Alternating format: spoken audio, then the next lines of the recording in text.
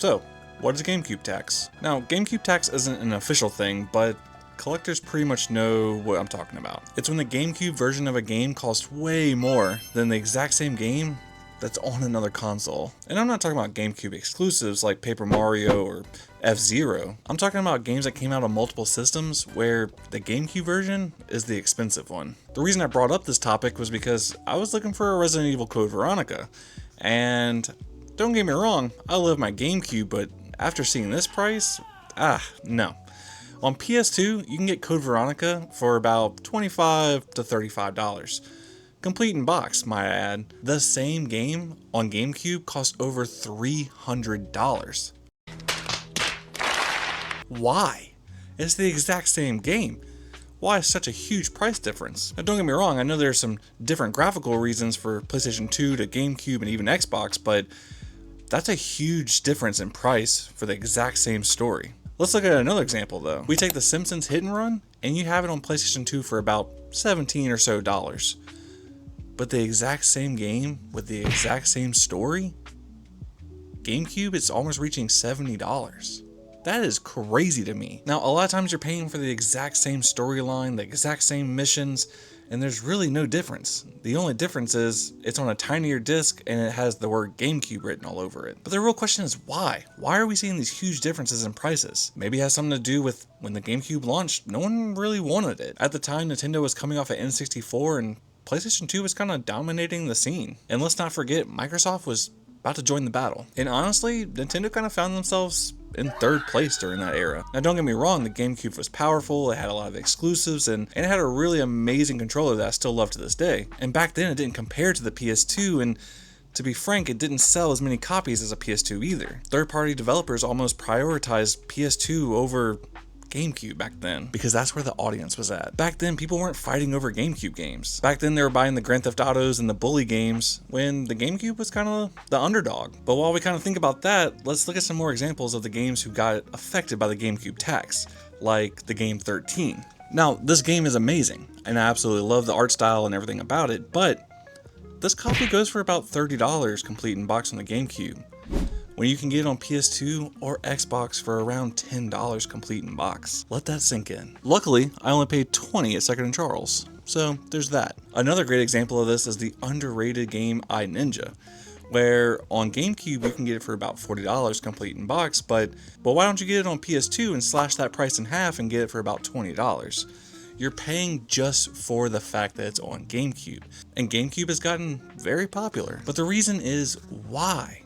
Why are we paying so much more, and what has changed over the years since then? And to be honest, everything changed. The people who grew up with GameCube are now adults, and they have that extra spending cash, and they want to relive their childhood just like me. And on top of that, the GameCube aged incredibly well. The controller is still absolutely loved today. The first party library is absolutely legendary, and the games still look fantastic because of Nintendo's colorful art style. And unlike PS2, there wasn't as many copies produced for these third-party games. Less supplies, higher demand, even higher demand makes higher prices, kind of simple economics. But then you also have the YouTube effect, and that does play a role in this as well. Retro gaming has exploded and is probably the most powerful it's ever been, in my opinion. Every week you'll find titles popping up like Top 50 Hidden Gems, or 10 must-own GameCube games, and the most underrated GameCube games of all time. And when you have a couple thousand to a couple million people watching these videos, naturally they're going to be interested in buying these games again.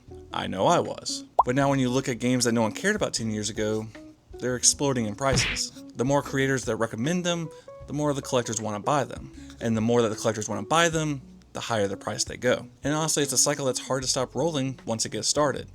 I know I am part of the problem.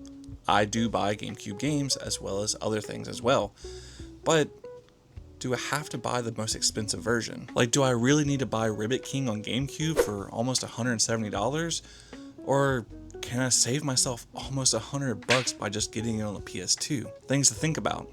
But don't get me wrong, sometimes the GameCube version is the better version to get. Maybe the game loads faster, or maybe the controls feel better on a GameCube controller compared to an Xbox or PS2 controller. It could even be slight graphical improvements, or it could just be you want to buy it for your favorite console. And if that's the case, that is perfectly fine, but a lot of these games are the exact same version on a different console. Granted, you already own these consoles. I am lucky enough to have a PS2 and a GameCube, so I kind of get to pick and choose. You're gonna get the exact same story out of Code Veronica or the chaotic fun of Simpsons Road Rage, so if your goal is to play these games, do you really need to buy the most expensive version? Now don't get me wrong, I have paid the GameCube tax, but not on purpose. I did want to collect a lot of GameCube games, and when I got more into collecting at the end of last year, I naturally wanted more GameCube than anything else because that's what I was enthralled with. But here's where I stand. I absolutely love the Nintendo GameCube. I loved it so much I created my own video for it. It's one of my favorite consoles that was ever made, and I'll gladly collect exclusives for it. But when it comes to multi-platform games, I have to ask myself, am I really going to pay 2 times, 3 times, shoot, 4 times, 5 times the price for the exact same game I can get on another console I already own? Am I getting it for the game, or am I getting it for the GameCube logo? Now don't get me wrong, I understand if you're getting it to collect all things GameCube. There's nothing wrong with that. But if you're getting it just to play, go for the cheaper option if you can. A lot of times I'm gonna buy the PS2 version. If I had an Xbox, I would buy the Xbox version as well, because I'm getting the exact same game. And guess what? I can save that money that I would have spent on that GameCube game and push it towards another game just because I bought a cheaper option. It just makes more sense to me. Don't get me wrong, the GameCube deserves all the love that it gets these days. It truly is an incredible console, but I don't think every game should have the inflated price just because the GameCube name is on it. Some games absolutely earn their value, but others, they just feel like they got that price tag because of the name it has on it. And we should probably break that trend. But even though I absolutely love adding GameCube games to my GameCube shelves, it's not going to stop me from buying the cheaper version of a PS2 or Xbox, and maybe even other systems. You can look at other generation systems that could be doing the exact same thing. I'm not going to just be paying the GameCube tax just because everyone else is. But that's just my opinion. So let me ask you, do you pay the GameCube tax, or do you buy the cheaper alternatives? There's really no wrong answer here. But if you have paid the GameCube tax, you might be entitled to compensation. But let me know in the comments below. I'm Cameron, this is Retro Carnage. Peace.